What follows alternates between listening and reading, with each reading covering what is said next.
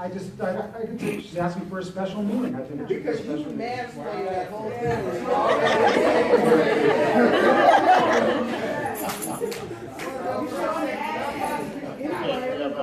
Order, please, we get to the next item. We have a number of important items on the agenda today. Next item, 3B, Inspector General's report dated September 9, 2016, relative to the review of suspicious activity reports 2015. As in a little bit of a break with protocol, given the nature of this report, there's an organization, LAPD Stop Spying Coalition, that Stop LAPD. thank you. That are regular attendees of this commission and raise this issue. So I'm, as a part of the discussion today, going to give them 15 minutes to present on this item before we take public comment. We will take public comment as usual after that. And we'll start, of course, with the Inspector General's report. Good morning, President Johnson, members of the Commission. The Office of the Inspector General conducted its third review of the Los Angeles Police Department's system for collecting suspicious activity reports. These reports were initiated at the request of the federal government in response to the 9/11 attacks, and through two policy changes that have occurred since 2004, the LAPD has refined its process of collecting the SARs, what criteria is used to collect the SARs, how they are stored, and our job is to monitor the SARs that the department stores. I'll preface what's not in the report, but I will tell you is that we recognize the history of the community concern about this topic. It dates back to prior conduct by the Los Angeles Police Department decades ago in maintaining files that didn't have a basis. So while I'd like to say that I think we're very thorough in all of the reports and audits that we engage in, this one probably gets as much scrutiny as any that we do. We dedicate at least one investigator to read each and every SAR that is collected. That investigator engages with his supervisor, who engages with me. When we finish our analysis, we engage continually with the members of the Major Crimes Division. The commanding officer of that division, we've had protracted meetings. We've had vigorous discussions. This particular year, we found that the department was 100% in compliance, which means, in our opinion, 100%. That's so ambitious. in our opinion, each of the SARs that were collected was based on one of 16 specific and very well-defined criteria that initially are created by the federal government and have been adopted in department policy. But I will tell you, in past meetings last year, for example, we probably had a 45-minute discussion that concerned what we believed was a First Amendment issue, where a member in the back of a taxi cab was espousing support for ISIS. The brutal behavior that they were engaged in, it scared the taxi driver. He called the police. And our position in that case was that was not a SAR because it was not one of the 16 specific criteria. And that was about a 45-minute discussion because we understood the police officer's position. It's unusual behavior, scared the taxi driver. He called the police. It's worthy of police to look at it. But I offer that just to give you an idea. I can't convey to you or to the audience how seriously we take this, but I at least wanted to give you one example of the depth to which we look at these. We spend a lot of time on this. We recognize it's a very serious issue. We scrutinize each one of, this year, 246 SAR reports that were collected. The majority of the SAR reports come about by citizens who participate in the See Something, Say Something program. And while there may be concern about that, if you watch the 9/11 memorials that occurred on Sunday, as I did, the one in New York featured Homeland Secretary Jay Johnson talking about how our nation is well prepared to address the types of attacks that led to 9/11, where foreign countries were directing activity within the country, but that today's threat is more from the lone wolf. And for communities to be able to respond to that, all levels of government are highly dependent on members of the community being involved, because those are the people who are most likely to have information about lone wolves. So that is the context with which we do our analysis. I will tell you that the area that we most focus on, that we're most concerned, of the 246 SARs, 44 led to contact between police officers and members of the community. We review each one of those to determine if there's a constitutional basis if the officers engage in a detention. In our opinion, each of those engagements was conducted consistent with policy, department policy. And that is why, for the first time in our review of SARs, we find the department collection of SARs to be completely compliant with department policy. 56% were unfounded. Excuse me. And we want a copy of the That's not report. 100% Excuse me, if you have a comment, submit a card. If you disrupt again, I'm going to ask you to leave. Oh. Are you finished? Yes. Okay. I had two questions. Can we ask you? You identified that that SARs were scanned into iCars, and that practice has ended. That's correct. And what about the SARs that had previously been scanned? Have they been destroyed, or are they permanently in there? What's happening with those? They will be put on the same schedule for destruction as the actual paper SARs, which I believe it's 2 years of holding at the source of origin and 3 years held in the Iron Mountain as the project contractor, the off-site storage location, so ultimately 5 years before those are disposed of. The digital SARs will be destroyed in the same manner. Okay, so they will be destroyed. This has been a topic in a previous report from the Inspector General regarding SARs, but would you like to make a comment about how it was determined whether or not bias or policing or race or ethnic bias, any incidents of that in your investigation?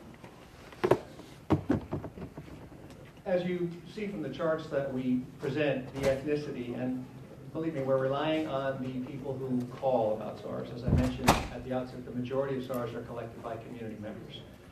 And oftentimes, officers don't have access to those community members who initiated the SAR complaint. So the department and we rely on those community members' depiction of the race or ethnicity of the involved persons.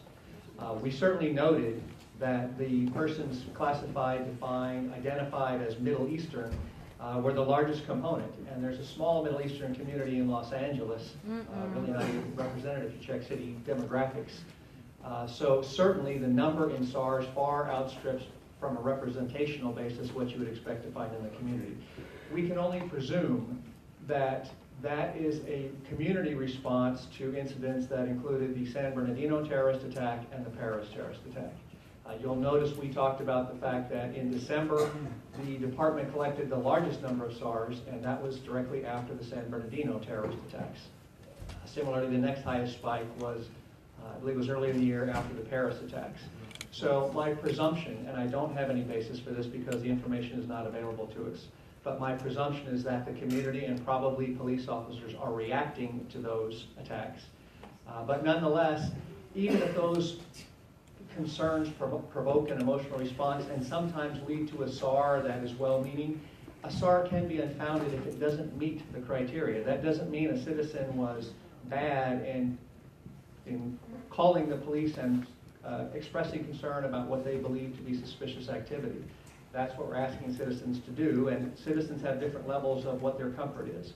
But our job, the department's job, and our job secondarily is to say, even when those concerns are expressed, is the defined conduct meeting one of these 16 standards? If it's not, that's when the SAR is properly unfounded out of the system. And if I can add a little bit, Commissioner, to that, as far as the bias analysis that we do. So, for example, if you look at this report, you had 63 SARs against Middle Eastern individuals. Put in the context of the amount of citizens in the Los Angeles area, 4 million, although it may not be statistically significant because a very small portion of that doesn't stop our analysis. Because if there's one and it's wrong, even if it's not statistically significant, it's still significant to us. So we will look through each one of those cases to see how the contact, if any, was made, whether there were any constitutional issues, whether there was any problem whatsoever with the manner of police operations in that particular area. And we examine it not just for bias, but anything that we think was inappropriate, to department training, to tactics, to anything that we identify. And what we will do if we find something we have in the past is we will immediately engage with Chief Downing and his team, and we'll start working through it. And we've had the ability to tighten up the process. So I think our analysis, just to be clear, is it's 2 steps. we will look to see if there's any statistical evidence of bias or anything else untoward in the community, but we don't stop there.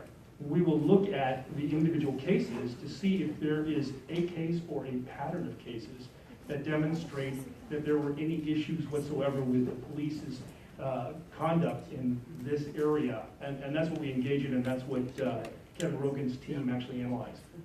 I understand. I understand that SARs are generated by community members, and if I would ask for you to also comment on how then, I mean, you stated a little bit about the categories and criteria for SARs, but it would be helpful if you could make another comment about how then the department vets those community reports to determine beyond the criteria whether something fits. The analysis, Will help to understand whether or not the technical is. I think, I'll try to answer your question. You can tell me if I'm. We remember, it's different. Sure. In many cases, the department simply has to take the report as reported by community members.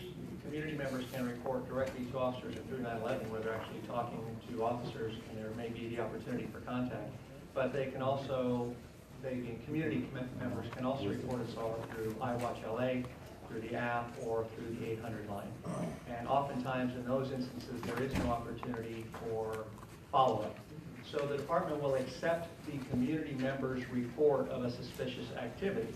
The person who gets that document, passes it up to the watch commanders who forward it to Major Crimes Division. That's where the analysis occurs. Those persons, the officers of major crimes, they're the ones who are tasked with saying, okay, this has been described. Does it match one of the 16 categories? If somebody was taking pictures of a building, what makes that suspicious beyond just taking the picture? Nothing. That's the very type of discussion that we've had. Because there have been cases where the information is so bare, someone taking pictures of a building, tell me something about the building, because I believe, I don't have the, they're in the appendix, but I believe the buildings are buildings of note or of tactical concern. For example, maybe a communications building in the city of Los Angeles. So those are the types of things that we expect the officers of major crimes to do. That's in our analysis this year. They actually did do that to the level of not making any errors of analysis. We agreed with all of their analysis. And I think they've done a great job on their own getting there, but I also say that we've been very engaged in asking them to refine that level of analysis over the last 2 times that we reviewed the SAR program, to ask those additional questions. Is it one of the 16 behaviors or actions barely, or is there sufficient extra information to make that nexus to why is photographing suspicious? Somebody photographing a water source, okay. Somebody after hours photographing a water source and a community member thought it was unusual, that may be sufficient enough. If someone's in a park taking pictures, but by their dress or their skin color, well, okay, is there any tactical interest in the park? Was there anything going on in the park? It's just people in a park? Those are the kind of discussions we would say, gee, in our opinion, that doesn't comport with your definition and policy of what you're asking of police officers to rule as a founded SAR. A community member may have submitted the SAR, but a police officer is the one who's going to have to found it and send it forward. What percentage are founded and unfounded? I know those initial contacts. Well, somebody's taking pictures in a park and they're wearing a certain garb.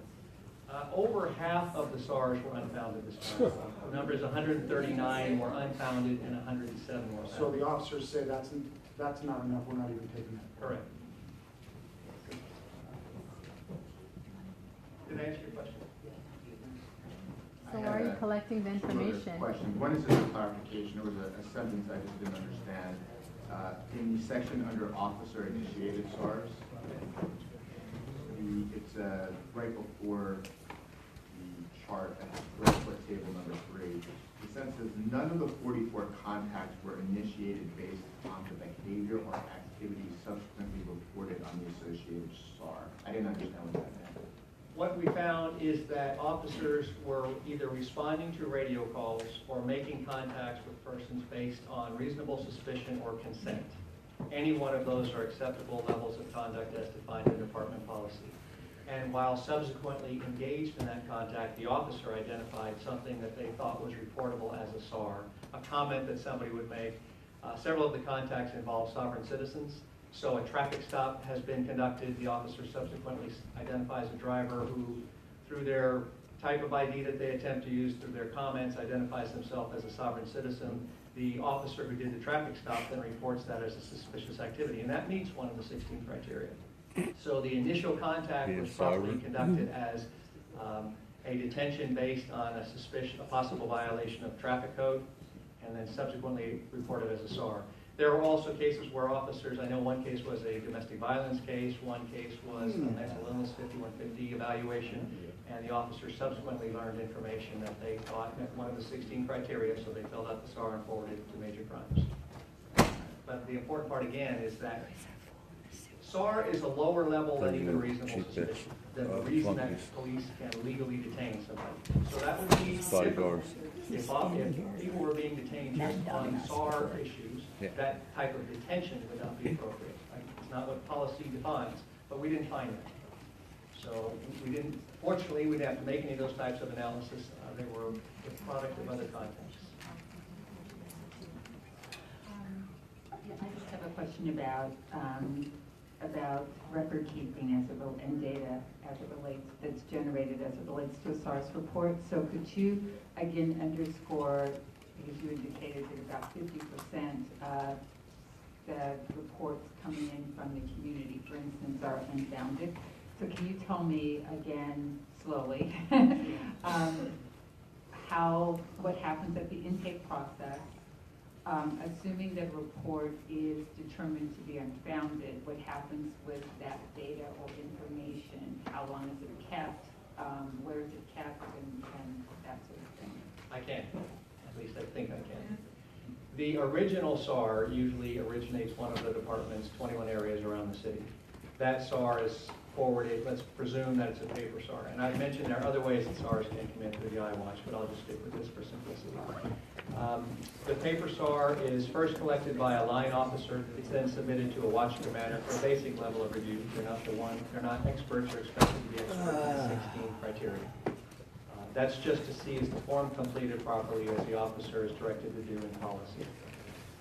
All of those forms are then forwarded to Major Crimes Division. Major Crimes then will enter the information into their Palantir database. That's the name of the database. And they'll make an analysis on, is this information sufficient to be affirmed? Is it one of those 16 areas? And if it is, the affirmed SARs are sent to the Joint Regional Intelligence Center. But you asked more about the unfounded ones. The unfounded SARs, there are two copies. There is a working copy that is kept at the Major Crimes Division. That's usually the original. And a copy of that is sent to Records and Information, Records and Identification Division, because a DR number was generated. In both cases, those unfounded SARs are kept in locked cabinets to which a limited number, I believe the number of people is 4. It's in our report. I'll have to refer to that to tell you precisely. But a very limited number of people have access to those actual documents at all, and they require supervisory approval to go and open those cabinets. After a 2-year period of being kept on site, the reports are shipped off-site to a contract facility. Iron Mountain is our local contract facility. And while I'm not an expert on detention, on records retention, I believe the reason for the time is because of state and or federal law requiring how long police investigation reports must be retained. I don't believe the department has the discretion to destroy those reports any sooner than they do. So are you indicating that there isn't a database or a computer system that's accessible by anyone other than the folks who have access to the locked paper copies of SARS reports that are ultimately unfounded?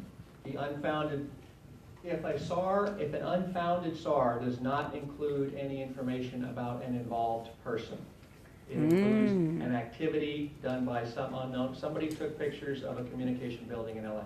That information is retained in the Palantir database, which is accessible only by specified members of Major Crimes Division. It's not accessible department-wide. And that information is blind because it doesn't name a person. If a named person, if an identified person is listed on a SAR and that SAR is unfounded, the identifying information is removed from the SAR. The date, time, type of activity is retained in Palantir, but none of the information about the person.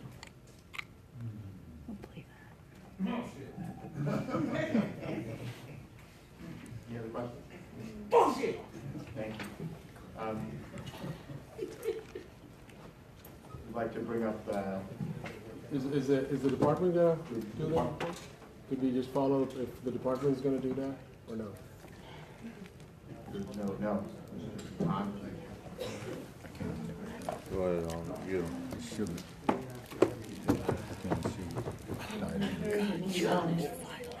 Your green icon with the E, you'll be able to view the presentation on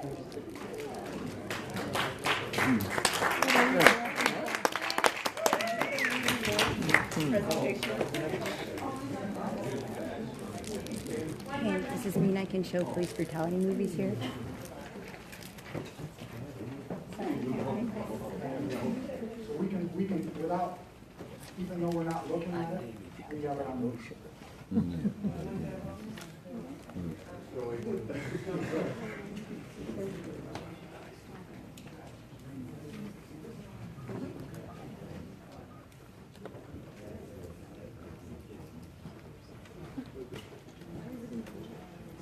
What the hell? There we go.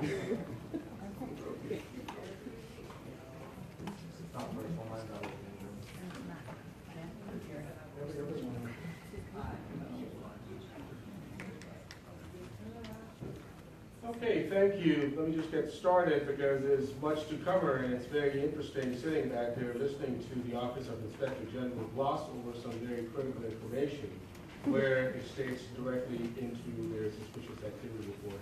But before I get started, I just hope that the commissioners on this panel just would walk with us for a little bit and just pay attention and absorb this information.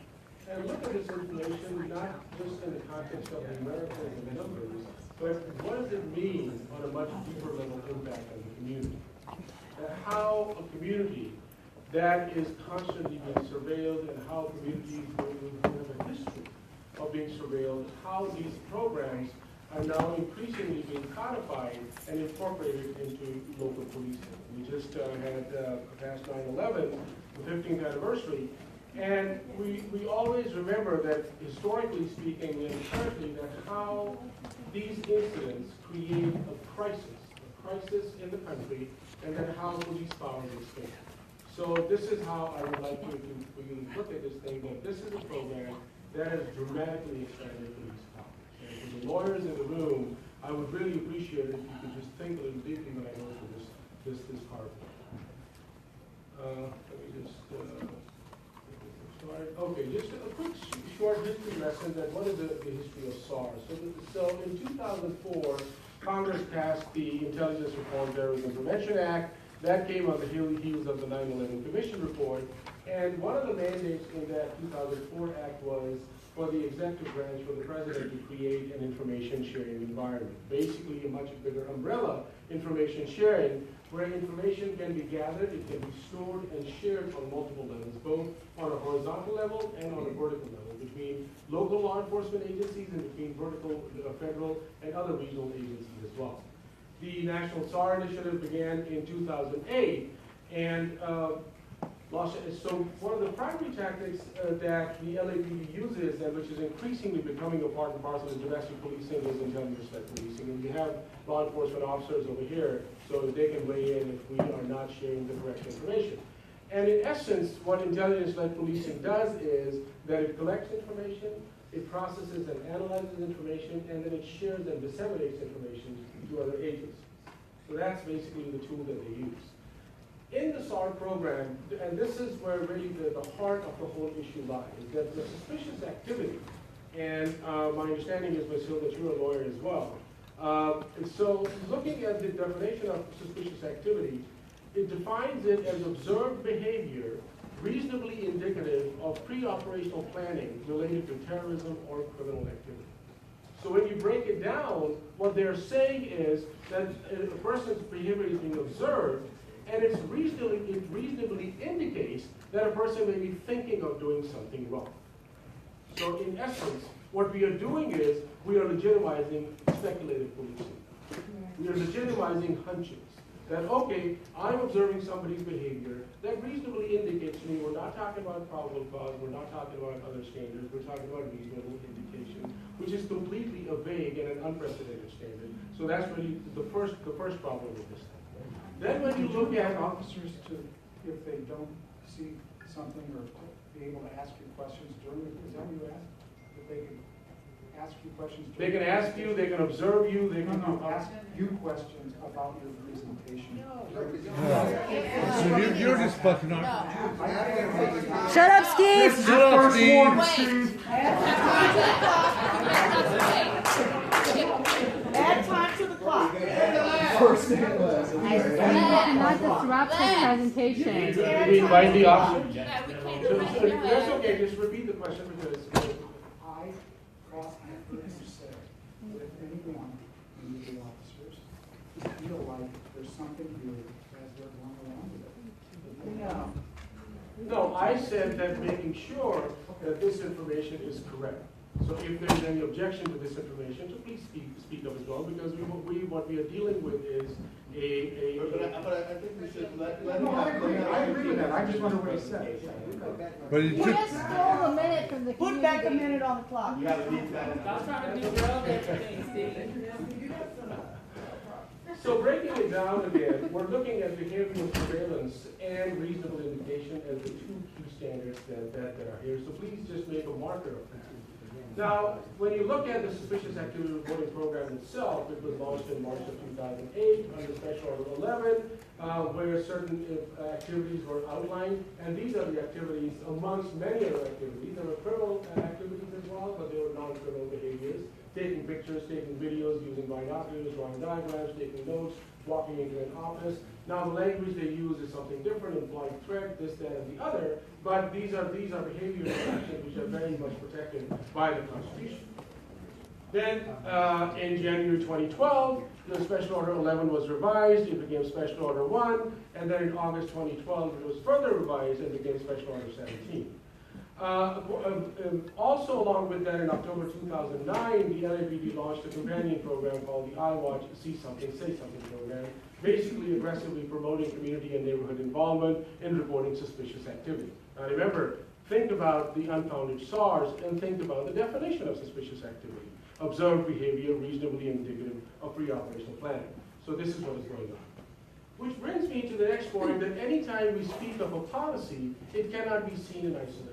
It has to be seen as a part and parcel of a much bigger program as well. This is what we know of, this is what we have identified through Public Records Act, this is what we have found out through research, this is what we have found out about how large the architecture of LAPD surveillance is. And it's not, oh, this is the information that we don't know what else is missing. So when you look at the circle, you have the SAR program, you have the iWatch program, you have the ATIS intelligence gathering guidelines, according to which they can plant informants based on a tip for 6 months. They can also take on fictitious personas and fake identities, which from our vantage point is clear entrapment that is taking place. They have predictive policing, which is based upon, and that is a whole issue that we need to come back and talk about it, that where this policing is going, what that is doing. They have the trapwire technology. This is the documentation we found out through Public Records Act, which basically picks up your body image and sends that to the fusion center. Mr. Khan, I understand the scope of your report, but you have to recognize that the scope of the presentation was simply the SARS report by Wow. Please let the city. Go watch the football game. Your report goes beyond what was presented at No, it doesn't. Let's do this. Let's do this. No, let him talk. Please. I assume the rest of your presentation is mostly about the SARS program, not about the subject matter of the report, correct? Intersectional Okay, surveillance. so, ma'am, please. It's all relevant. Since it was not properly agendized, it's not appropriate for this meeting, but Wow. Wow. Neither are you. I I will agendize it for a future meeting. We'll have the department present on this, and I will give you your 15 minutes to present on this at that time. Wow. Actually, Context, this report has context. This is ours. I'm deferring to the city attorney on this. So whether This is simply a SARS. Fuck the city attorney. You allow us our time and our self-defense. Just Incriminating innocent look at people. the previous 5 or 6 slides. Is this not SAR? Yes. Is this not SAR? I take my offer to have this agendized and give you another opportunity. I encourage you to shut the hell up. This is America.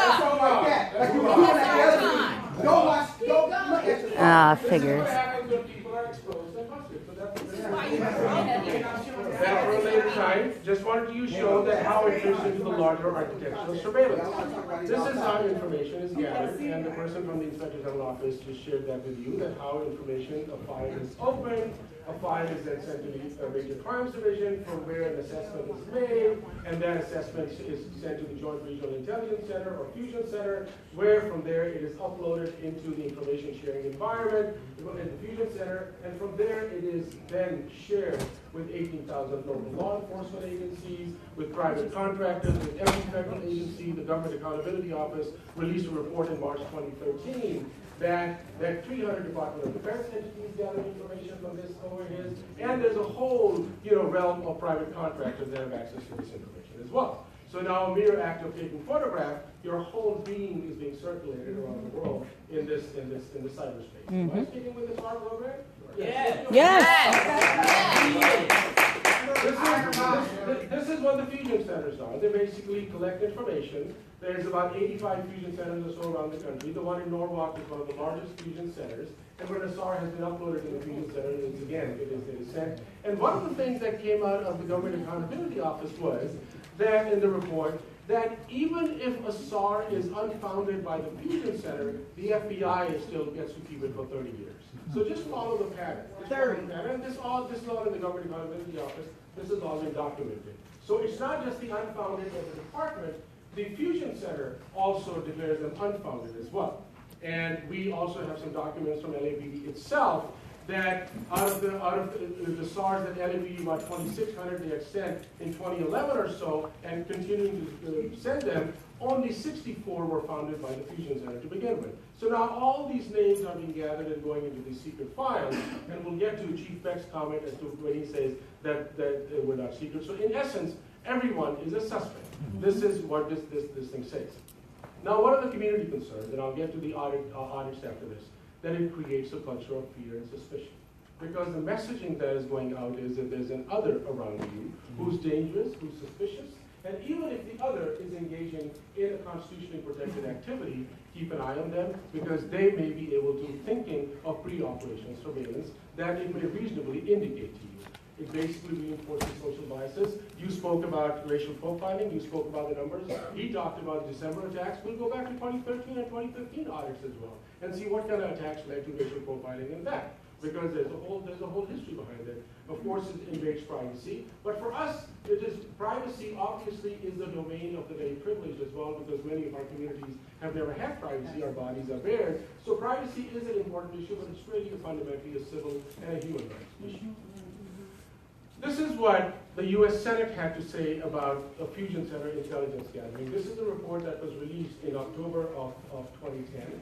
This is something that the Fusion Center came back, and I would like to point out to this report as well.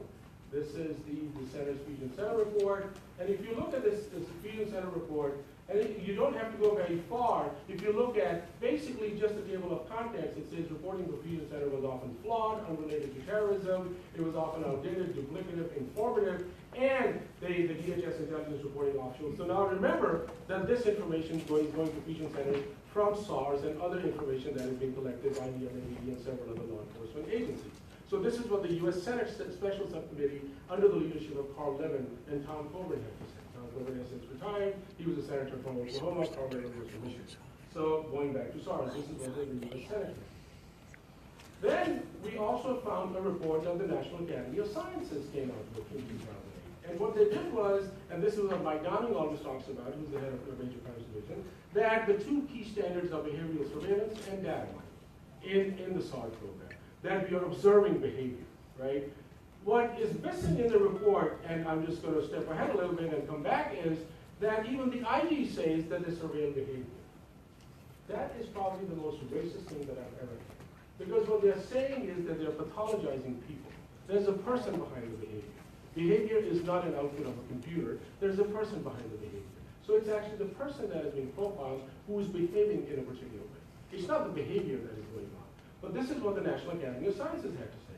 National Academy of Sciences said, let me just go back to it. Well, you can read it.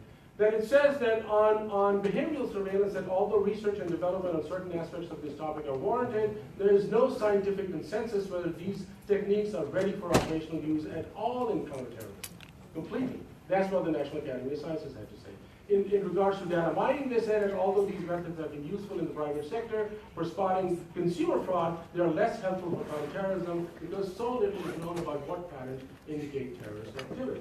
Now, let me just show you that report because, again, we're dealing with a group of people that will try to discredit you. And this is the information from the National Academy of Sciences. This is where they talk about, this is the basic executive summary that they talk about these, the behavioral surveillance and data. Let's get to the audit. So, let's see if I can,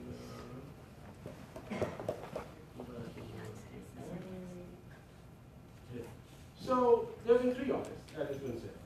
In March 2013, the Inspector General released an audit which covered a 4-month sample of SAR reports. In that, what we found that 82% of SARs were filed with individuals identified as non-white. Let me just take you to that audit. And this is something that this is.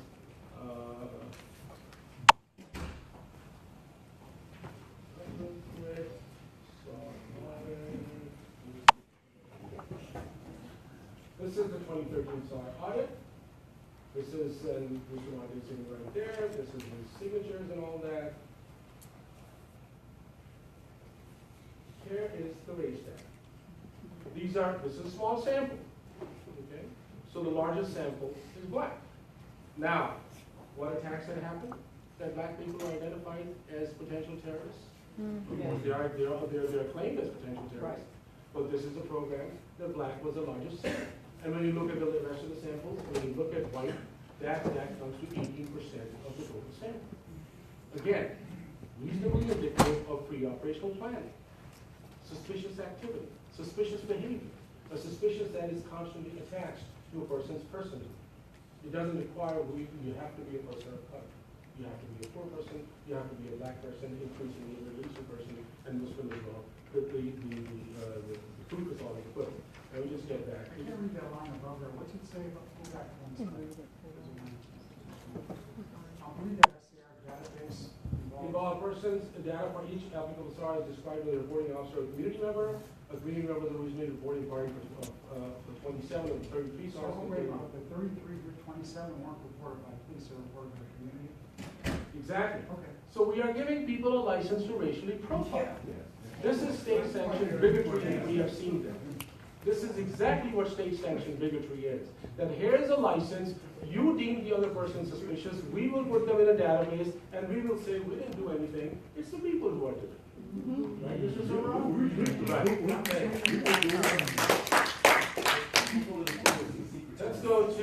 Let's go to, and this is something, Ms. Hill, that you were not here last year, and there was a mockery made of the community by Alex Bustamante and Steve Soboroff. We will show you that video as well. We have it on tape.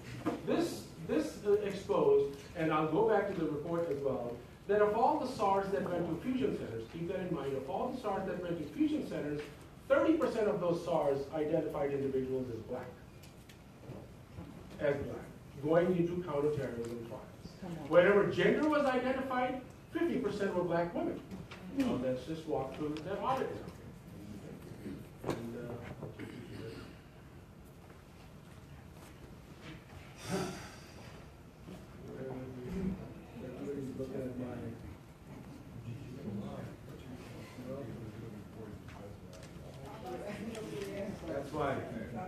Mr. Khan, again, this item This is on. is about listen to me. SAR No, going no, no, ahead. it's Keep not just quiet that. now. No, shut up. Listen to me.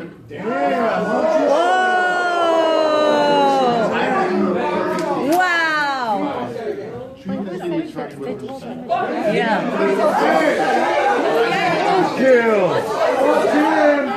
Fuck you, Carlos. I think you need to kick him out of the meeting. Yep, kick him out. It's not related to SARS. No. What I'm saying is it has to be related to this audit.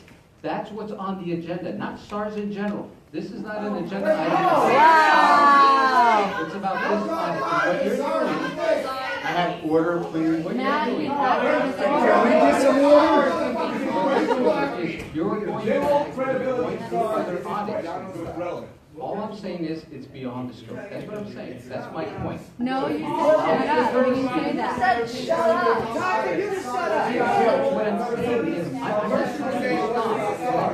Now you're saying it's not You about need the to audit. be careful about the scope of your discussion, and I realize that you skipped over some of the things, and I appreciate that, but the scope of this discussion has to do with this audit. You There are make things sure discussed you're on moving it. on. So, Now you're saying it's about that We have order, please. It wasn't about SARS. Now you're saying it wasn't about this specific We audit. can't have order in here, and I'm going to shut this conversation down. So So please, Carlos, let's have shut up. order. your report incorporates the data and the sources Shut up, Carlos. for the audit, it would be appropriate. I'm just cautioning you. That's all I attempted to do before you became. Before you told him to shut up. You told him to shut up. I have a suggestion. I do too, Carlos, you just shut up. That if you finish, continue with your report now, and then President Johnson proposed that in the future, it's agendized, have a general SARS report. I propose he step down. That would be a helpful agenda item, and if we had other stakeholders in it, like Peter Rebring from ACLU or something like that. Oh, please. And so I'll move on to that. I just wanted to show you as the audits, because this is relevant. This is the 2015 audit. This is the previous audit. So it's building towards this current audit. So you have 33 individuals identified as black out of 109. So that's 30% of the individuals. And look at the general count in orange. You have 12 women, 6 of them are black. So this is the information that is going into the fusion center, into where the counterterrorism funds are held. Now let's go to this audit. This is what you wanted to do. Let's go back here. So what's really interesting is that the Inspector General says that it is 100% compliant. What does it mean by it's 100% compliant? So in essence, what this audit is that it's not an audit, it's a report. Right. It's a report of the administrative process, whether something is being filed or not, which again, there have been violations with that. But the fundamental essence of the program is missing. It is completely missing. Because if you have a program out of which 56% are unfounded, something is fundamentally wrong with this. And it's not only by the people. 38% of the SARs that were filed by officers were unfounded as well. That is the figure that nobody asked. This is all in this audit. That even the officers that filed those SARs, 38% are unfounded. And the total SARs, 136 are unfounded, 107 are sent to the Joint Regional Intelligence Center. Right? Out of those 156 SARs, where you said involved persons are there, again, when you look at the sample, 79% people are non. A very large sample of Middle Easterns, which is 63 Middle Easterns, 24%. So what we are doing here is that, again, we have created an environment, we have created conditions to deem people suspicious, and this is what the audit is completely missing. Ask for his That card. it's not looking at the deeper issues of what is it. And serial number. It's not looking Just at stand in front of the camera. reasonably indicative, observed behavior. How is it informing people, and why are people calling these SARs, which then end up being unfounded? When you look at these things, this is what is going on. Then you look at 100% compliance, yet at the same time, Johnson, you asked. I'm going to ask when I go up there for comment. Our system, ICOR system, well, that was a violation. So why was the program not 100% compliant? That's a facial How can recognition you, how come can up they claim there. that it wasn't 100% That's a compliant? facial Well, there were recognition a lot come of up issues. there. Official, okay. So I think that's the question. How can you rubber stamp something? That's what and I'm say that asking. this is 100%? If we approve it, we're approving the findings, which included, by the way, you mentioned the number of officer generated that were not appropriate, which were identified, which I found concerning, which the IG's office found concerning, and there was a specific recommendation related to that regarding greater training for the officers, which was a recommendation that was agreed with by the department. So that will be addressed. It was I didn't raise it because He's acting it was addressed as an suspiciously. issue. There was a recommendation. We'd like to fill out a report. Related to it, and the department agreed with it. Suspicious The question here is, John. I'll give you a couple more minutes, but then there's public comment on this The also. question here is, that on one hand, you're talking about officer training. On the other hand, what is also happening is that the 2015 audit, last year's audit showed that 80% of these SARs came from community informants. This SAR showed 68% came from community informants as well. Who's going to train the people? I didn't sign Because the the waiver. people are being told to call other people as suspicious and over. I did not sign the waiver. File a suspicious activity report on him. So that's raising a major issue over here. You can do all the training you want. I don't consent But for this. it continues to be, this program has been around for 9 years now. This is not a new program, it started in March of 2008. It's 8.5 years since this program has been going on. And yet you have 38% from officers that are unfounded. Perkins? Yet you have 56% of the total SARs that are unfounded. Something is because what it comes down to is that this is fundamentally a flawed program. It triggers the bigotry, it triggers suspicion, it triggers violence. And this is what it's going to, and I'm gonna stop here by saying, and just a few points that I want to make, that when you talked about that there is no claims of bias, or there was no bias reported, I mean, we just talked about bias policing. I mean, you're speaking from both sides of your mouth that, there is no bias, but yet at the same time, 1,517 over the last 3.5 years have been zero, has been sustained. So how can we even believe that there's no bias? Then they talk about that we surveil behavior and not the person. Well, there's a person behind this, so it's again pathologizing the person as well. So in essence, what we have is that this whole audit by itself is flawed. This whole audit by itself needs to be rejected. And what our demands is that the commission should take immediate step to stop the LAPC SAR program and thoroughly investigate the human and civil rights violations of Angelino. Secondly, our demand is that you rescind the SAR program and terminate the I Watch Do Something, Say Something program with immediate effect. And our last demand is that release all SARs to the public with full reparations to those whose civil and constitutional rights have been violated.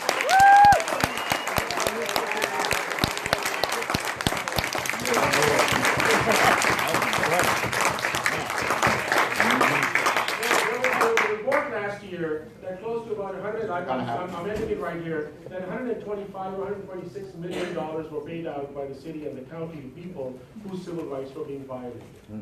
I will end by saying we are now in a process of litigating LAPD. We filed a lawsuit in December of last year. We're going to trial on 22nd of November. This is a CIPRA, California Public Records Act lawsuit. These are unfounded SARs. They don't want to release them. Just nothing, they're claiming investigatory exemption. What sort of investigatory exemption is that when these are unfounded and then they're destroyed? Release them to the public, let people know what is going on. But yet, they continue to fight this thing. So we hope you will take an action. We hope you will listen to our demands and do something meaningful to it. Thank you. We'll be right back with public comment.